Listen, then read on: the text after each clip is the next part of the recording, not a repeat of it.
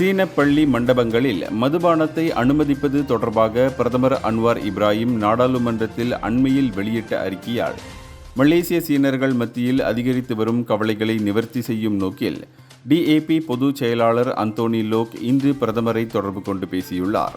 வாடகைக்கு விடப்பட்டாலும் பள்ளி மண்டபங்கள் கல்வி விழுமியங்களுக்காக மது அல்லது சூதாட்ட நிகழ்வுகளுக்கு பயன்படுத்தப்படக்கூடாது என்று அன்வார் அறிவித்ததை அடுத்து இந்த கருத்துக்கள் சீன சமூகத்தினரிடையே ஆழமான அதிருப்தியையும் எதிர்காலத்தில் பெரிய கட்டுப்பாடுகள் விதிக்கப்படுமோ என்ற பயத்தையும் தூண்டியுள்ளது என்று DAP கட்சியின் தலைவர் லிம் குவான் எங் இன்று தெரிவித்தார்.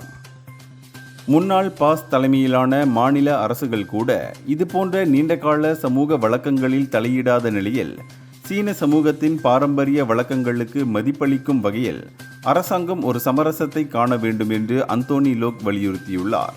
உணர்வுகள் உச்சத்தில் இருக்கும் நிலையில் அரசாங்கம் கலாச்சார உரிமைகள் மற்றும் தேசிய கொள்கைகள் இரண்டையும் மதிக்கும் சமச்சீர் தீர்வுகளை காண வலியுறுத்தி மலேசியாவின் பன்முக கலாச்சார நல்லிணக்கத்தை பேண DAP தலைவர்கள் தீவிரமாக முயன்று வருகின்றனர். இந்தியர்களின் இதய குரல் மக்களோசை.